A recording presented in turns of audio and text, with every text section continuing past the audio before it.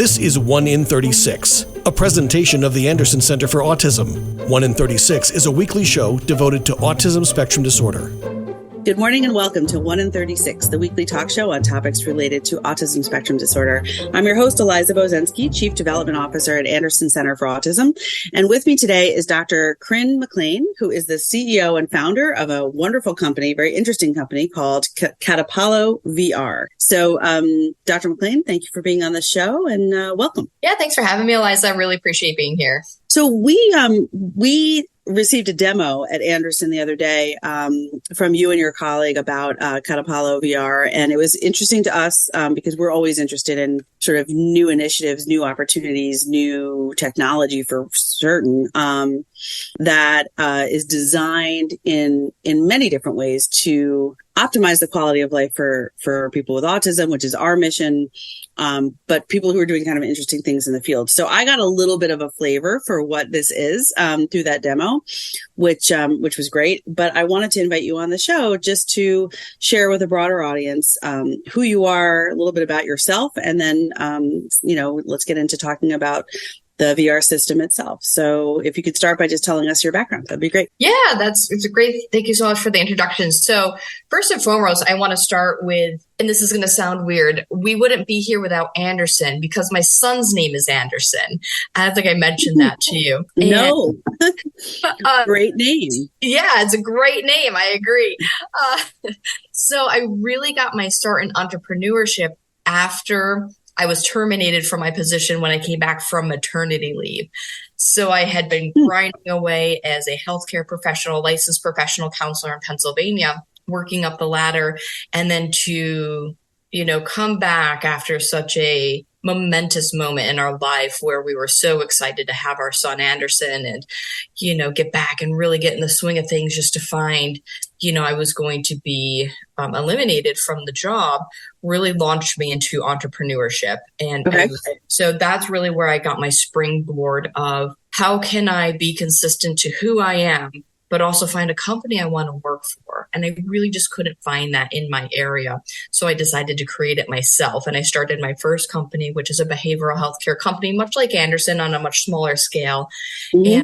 And from that, we were looking at different technologies and innovations and trying to figure out, how can we expand our service delivery in a way that's going to be safe and really enhance outcomes for children who are autistic and help them transition into adulthood, or at least make some sort of an impact, because we didn't feel like we were cutting it with just traditional behavioral healthcare therapy. We felt like there had to be more. There had to be a better answer out there. So when we started looking again, we just couldn't find it.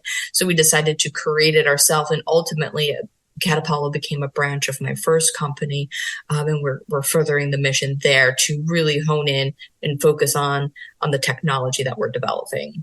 Great. Thank you for that background. So interesting, I talked to a lot of different people on this podcast, many of whom are parents who've developed either, programs, services, employment opportunities, businesses, specifically to sort of motivated by the gaps that they see when it comes to their own child or loved one in their family with autism. In a similar way, but not exactly the same, I think I'm relating this to kind of with a left turn that you didn't see coming in your professional career, you looked and turned it into an opportunity. So I think that it's always I think it's always worth pointing out for people who might be feeling stuck or like they don't really know what to do next, that there are things that you can do in a circumstance, whether it's receiving a diagnosis, for your young child and not really knowing what that means for the rest of your life, the rest of their lives, your family, or just a change in career, or just, something you didn't see coming. There's often a silver lining if you can look for it and find it. So you were doing mental health counseling. Is that what you said before? Yeah. So I was overseeing therapy program that also in Pennsylvania, we call it Intensive Behavioral Health Services, IBHS. So I was kind of teetering both programs at the time. I was doing a lot of psych evals. We called them best practice evals back then. And, really worked hand in hand with the autism department there. And that's when we decided let's combine our forces. Let's not just be one flavor of a company, but we offer a wide range of services. Right. And so that's really how we became a little bit more holistic and in our treatment approach. And that's really how Catapallo became born, where we were able to use that synergy that we had with our staff and really generate some neat ideas within the company. Very cool. And I was looking for just the confirmation that you were coming from a place of having professional experience with people with autism, and from that perspective, and then bringing it into this field. So let's jump to Catapallo itself and CatapalloVR. Sure. And on this podcast, it's really all about me giving you the opportunity to talk about what you're doing and why should the people listening to this podcast pay attention, look further, ask for a demo. So tell us, what is it? Maybe how does it work? Who is it for? And why do you think it's filling a gap? Why would it be, helpful? Yeah, so CatapalloVR, it's a virtual reality platform where we've created a variety of different modules to help either autistic or other mental illnesses such as depression, anxiety, ADHD, things of that nature, to just really help enhance your lives and learn skills in a safe yet realistic setting. So our modules provide that opportunity to learn muscle memory skills for a task. For example, I think we talked about like making mac and cheese. So it's something that we may take for granted as neurotypical. You just make mac and cheese. But, as we know, we may need steps broken down into what we call a task analysis. And that's exactly what we do, so that we can learn a task in a way that's just consistent and safe, all in one shot. And the best part is you can do the modules as many times as you want and track your progress over time, see if you're learning the skill, and then you're able to generalize that into the real world. I love that. I think obviously there's been so many leaps in technology and the use of videos for educational purposes and training. I mean, I know in my own house, if one of us doesn't know exactly how to fix the refrigerator, we no longer look for the old, booklet that came with the fridge. You go on YouTube and you learn how to build a deck or fix a fridge or literally anything. So I think for the entire population, it's just become this incredibly useful tool. But you combined VR with it as well. So you sort of have that, you're in the moment, you're connected, and your actions have consequences when you're in your modules. And yes, you did talk about task analysis, and one of the examples we looked at in our demo was mac and cheese. We also did some ADLs like washing hands. One of my favorite ones was making an appointment at the doctor's office. It's one of my favorites too. Because honestly, and so much of this would also be helpful to just about anybody. Many people get anxious about calling a dentist, calling a doctor. I think that there's an entire generation of young adults who have grown up texting, and the idea of getting on the phone with somebody is so overwhelming that I think this would be useful for so many people. I know that I believe you mentioned when you were doing the demo with us that some of your modules are like an actual video of somebody's human arms, like the hand washing one was you're kind of there and you're watching somebody from their own perspective, I guess, if I'm getting that right, wash their own hands. And some of them are more like almost more auditory, where there might be a still picture of somebody answering the phone at a doctor's office. And then depending on what you say, it's going to lead to a different auditory response. So when this was being created, can you give us some insight into like the thought process of your developers and designers as to what they were choosing to do in certain ways and why? Yeah, absolutely. So we love incorporating live action as much as possible, because I think that just gives such a more realistic setting of what could be a potential for how things actually look. So the more we can shoot live, we certainly do. And then the ones that are a little bit less, having a conversation, for example, that has predetermined outcomes, a live shoot might not be as maybe fluid or seem as real, because it wouldn't be as candid. You know what I mean? So it's not as like we're having a conversation and we can go back and forth and we're reacting to each other as we say things. So we wanted to have the design elements that were first and foremost consistent with really great graphics and none of the blocky kind of stylistic from, it's 2023. We wanted it to look really good, but we also wanted it to be really good clinically.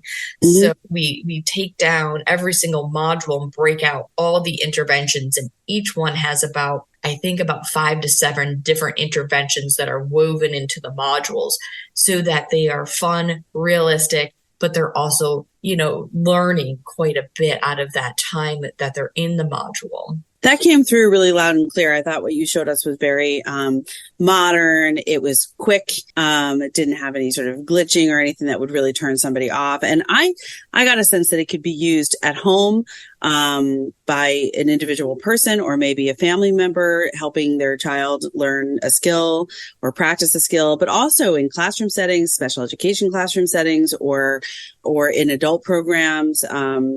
Really, it did not come across to me as like quote unquote little kid. Right. It also didn't come across to me as though it wouldn't work for a younger child or maybe an adolescent or a teen. It seemed accessible and very friendly to sort of anybody who just wanted to practice that skill or be introduced to a new one. That's exactly right. So I'm so glad that came off like that, because that was truly my intention. So my 6-year-old son, Anderson, he'll get in, and he loves being the first tester for these, by the way. Yeah. He just Perfect.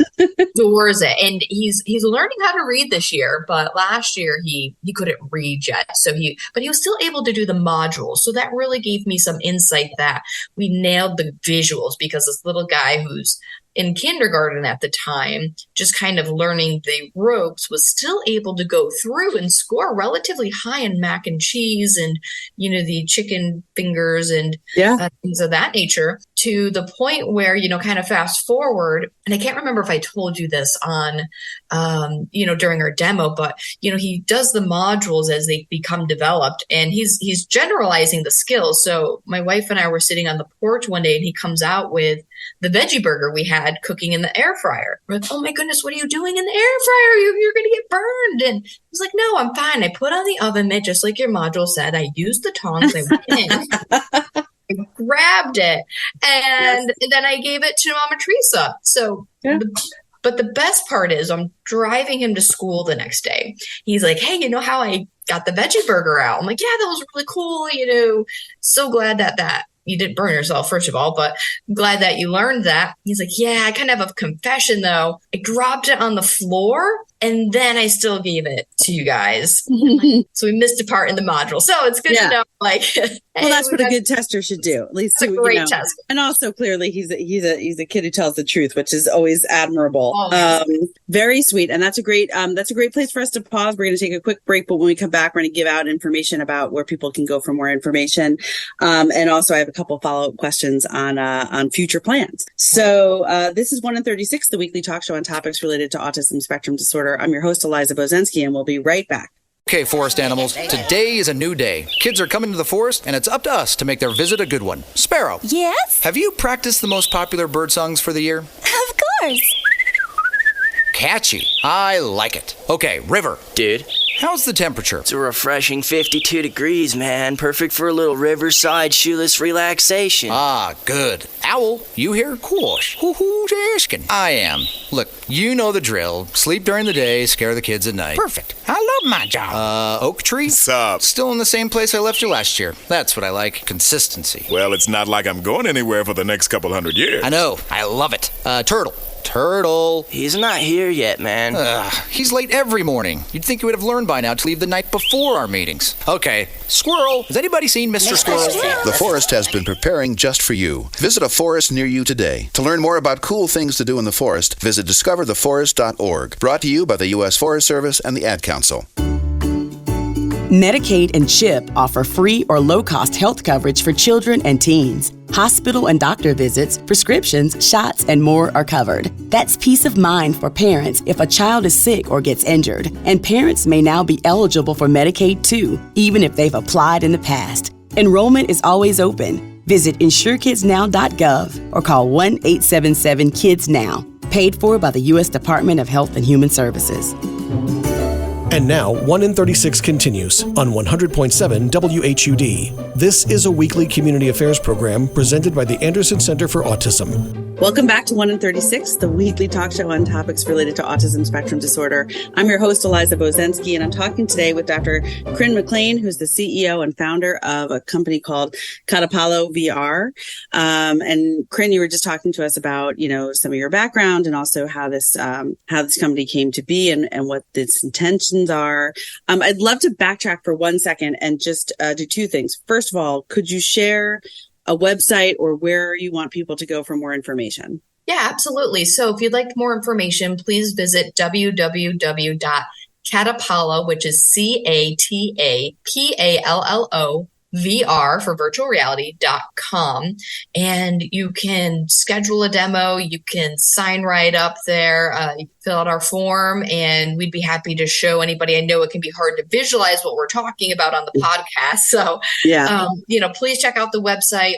Our social medias are there too. We're trying to, really showcase what's inside. We do have a YouTube channel to check out as well that shows some screenshots of the insides of the modules, and we'll be developing some more video-esque, snippets of our modules as well, so that you can get a feel for what we were talking about in terms of the visuals and how they work and interact. Great. Thank you. And we'll repeat that again at the end. And then when we post this, we'll put that out there.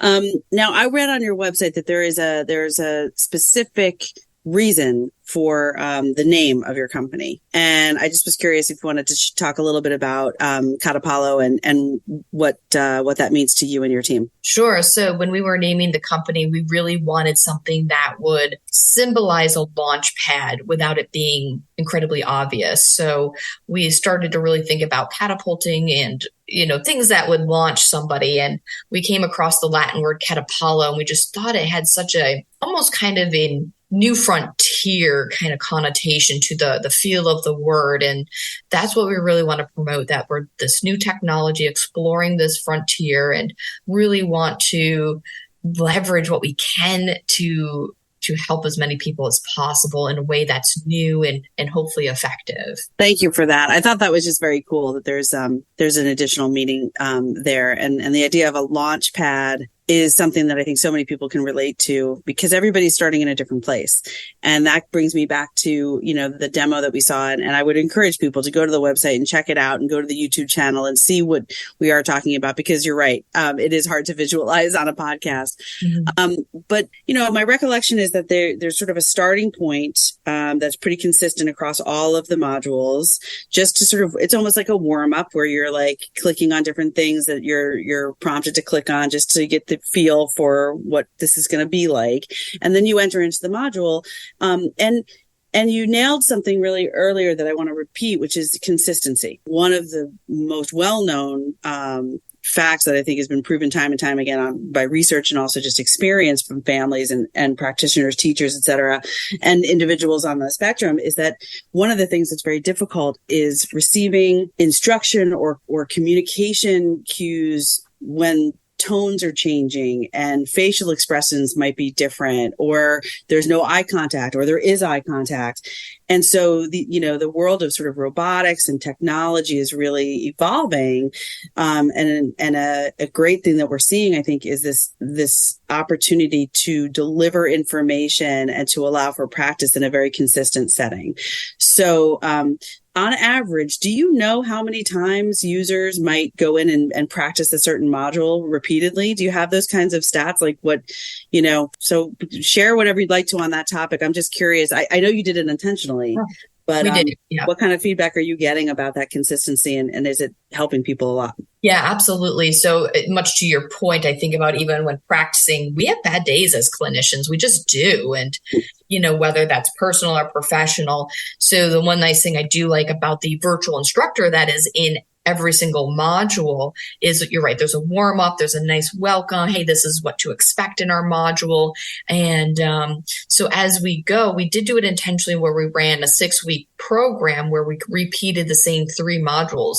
And it was great to have that level of consistency because then we're seeing the retention. We're seeing the muscle memory being built because we're doing the same thing every single time. There's no deviation from it. Even if we started this podcast over again, it would inevitably come out a little bit differently. Sure. Even if we just hit the reset button right now. So, it's really nice to have that consistency so you can build that muscle memory. And there's where the magic happens, where we're able to transfer those skills into the real world and then start to generalize them into other areas as well. Mm-hmm. I think it's great. I think it's, from what I saw, it was a really excellent tool, very user-friendly, did not feel overwhelming, too much information. They're relatively short. You don't have to have an incredibly long attention span to be able to complete one, which the completion of modules is also really important for a lot of learners, that sense of accomplishment, as opposed to kind of that feeling of this is too long, I have to take a break. I think you can take breaks, but it's, I think ideally people want to feel like they finished something when they've started something. But we also had an interesting conversation at the end about the population we serve at Anderson, which some of the modules that we saw are kind of just even the number of steps or the starting point for some of them were things that would not relate so well to the people we serve, who are often really non-vocal communicators, or, for example, would never be in a situation where they're independently calling a doctor to make a doctor's appointment. But they also would benefit from understanding what is happening while maybe their parent or their caregiver is calling a doctor to make an appointment on their behalf. So that was a really cool dialogue. Do you have any thoughts about, eventually moving in a direction or being able to tweak any of the modules to reach a different population or, that maybe is in a slightly different starting point?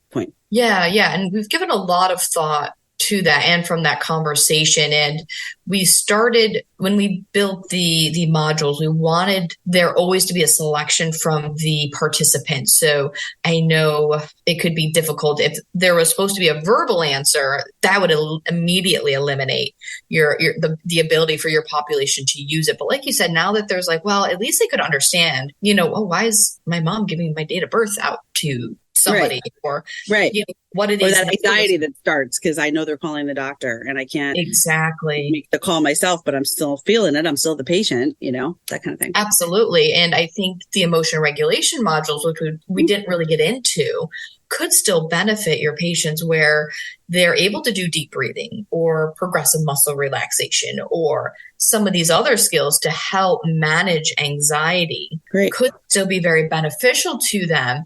And if they have that receptive skills, and I know we talked about, maybe some of the prompts could be simplified. We can turn down the volume. You have the book to go along with it. You know what's happening in the module. So all the details are there and at your disposal. And I think there's some ways we can definitely modify that. Well, I mean, it's exciting to me because I think there's a lot of space for this type of your company, the work that you're doing, the stuff your team is working on. And we're just about out of time, but I always want to give a couple last seconds here is there anything coming down the pike that you want to promote or anything that you're working on that you want people to stay tuned for in the future? Yeah, so we're really dedicated to building our module library right now. We're going to be dropping another 20 modules at the end of this month. And wow. Yeah, and then I have another 20 planned for October. So we're going to be quite a robust library. And you had seen different categories. It was hard to choose. It can be. So we do have exposure modules now. So if you have fear of dogs or fear of heights. Oh, great. So that kind of gets into something that we can all kind of experience. And like I had said too, we're finishing up our emotion regulation series. So from A to Z. how do we regulate that anxiety or depression and things of that nature. Awesome. So that's great. And the place to go to find out more, again, is CatapalloVR. So CatapalloVR.com. Also check you out on YouTube and social media. There's going to be a lot of information. And from what I saw the other day with the demo, I think the demos are well worth your time.